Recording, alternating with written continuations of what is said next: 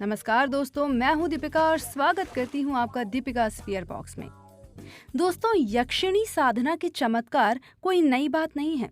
हमारे प्राचीन ग्रंथों में भी यक्षिणी होने के दावे किए जाते हैं और न केवल हिंदू धर्म में बल्कि अन्य धर्मों में भी किसी न किसी रूप में इनकी उपस्थिति का जिक्र मिलता है।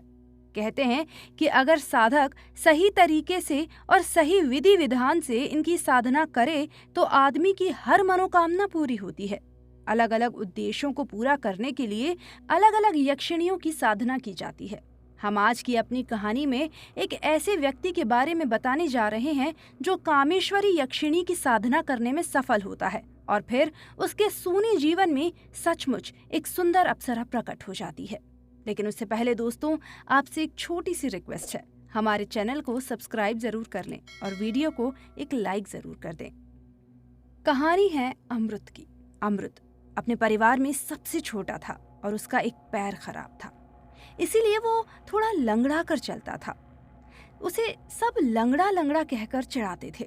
उसके लंगड़ा होने के कारण ही उसकी शादी भी नहीं हो पा रही थी और 30 साल की उम्र में भी वो कुंवारा ही घूम रहा था। उसके 2 बड़े भाई थे और उन दोनों की शादियां हो चुकी थी। वो बाल बच्चे वाले हो गए थे, लेकिन अमृत केवल अपनी भाभियों की चाकरी करने वाला नौकर बनकर रह गया था। यूं तो वो नौकर बनकर भी खुश था और उसके भाई भाभियां जो भी काम करने को कहते वो कर देता था। कभी किसी काम को वो मना नहीं करता था। सारा दिन काम में लगा रहता था, मगर उसे दुख इस बात का था कि उसकी भाभियां कभी उससे सीधे मुंह बात नहीं करती थीं और हमेशा उसकी बेइज्जती करने पर तुली रहती थीं। उस पर ये कहकर उसे ताने मारती थीं कि इस लंगड़ दीन को कौन ब्याहेगा और अपनी बेटी के भाग्य कौन फोड़ेगा। ये तो हमें ही दुख देने के लिए पैदा हुआ है। अमृत को अपनी बेइज्जती कराकर भाइयों के साथ रहना अच्छा तो नहीं लगता था, मगर फिर भी मजबूरी में वो रह रहा था। और वो रह भी इसीलिए रहा था क्योंकि उसके दोनों भाई उससे बहुत प्यार करते थे। जैसे तैसे करके उसके दिन कट रहे थे और वो चुप करके अपने दिन काट भी रहा था। मगर कुछ दिन बाद उसकी बड़ी भाभी ने उस पर कुछ ऐसा गलत इल्जाम लगा दिया जो अमृत से बर्दाश्त नहीं हुआ। उसने सबसे अलग होकर रहने का निर्णय ले लिया और फिर अपना एक अलग घर बनवा लिया और अपने खेत भी बंटवा लिए। ये सब करने के बाद उसने अपने खेत को अपने मंझले भाई को ठेके पर दे दिया और उससे पैसा लेकर घर से कहीं गायब हो गया। उसके घर पर ताला लगा देखकर उसके भाइयों को बहुत दुख होता था और वो दोनों ही मन भगवान से यही प्रार्थना करते थे कि उनका भाई घर लौट आए।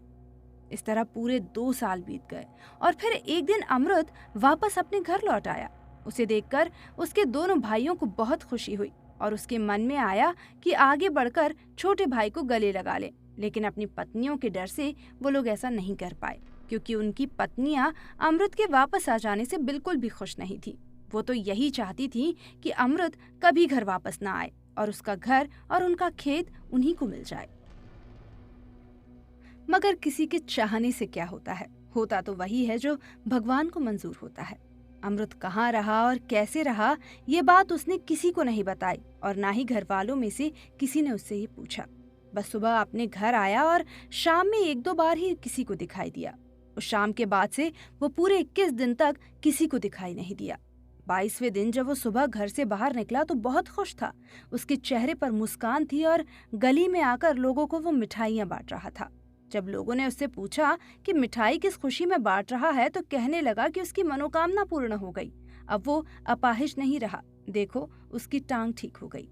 लोगों ने जब उसे अपने दोनों पैरों पर ठीक ठाक चलते देखा तो सोचकर हैरान रह गए, क्योंकि जब वो घर लौटा था तब भी वो लंगड़ा कर ही चल रहा था। फिर 21 दिन में घर के भीतर रहकर उसने ऐसा क्या किया कि उसकी टांग ठीक हो गई? लोगों के लिए ये चमत्कार ही था और इसी चमत्कार के कारण सबको उस पर शक होने लगा था।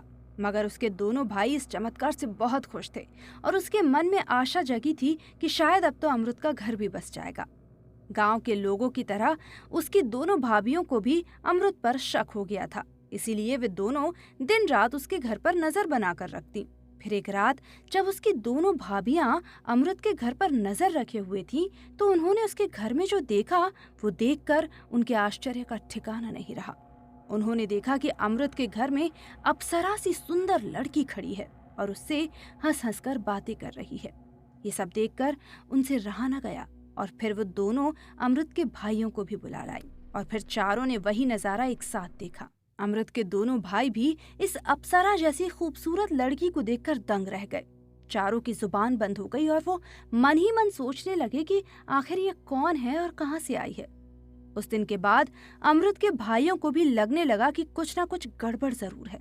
अमृत की टांग का अचानक से ठीक हो जाना और फिर घर में अचानक अप्सरा जैसी खूबसूरत लड़की का घर में आ जाना, इन सब के पीछे जरूर कोई रहस्य छिपा हुआ है और उन्हें इस रहस्य को जानने की कोशिश करनी ही चाहिए। वे दोनों इस बारे में सोच ही रहे थे कि उनसे पहले ही अमृत की बड़ी भाभी एक रात चुपके से अमृत के घर में घुस गई और छिपकर उन दोनों की बातें सुनने लगी। फिर अचानक ही उस अप्सरा की नजर उन पर पड़ी और वह एक बहुत ही अजीब और दुखद घटना घटी। जैसे ही उस लड़की की नजर उसकी भाभी से मिली तो जोरदार बिजली कड़की और इतनी तेज रोशनी फूटी कि अमृत की भाभी की आंखों की रोशनी ही चली गई।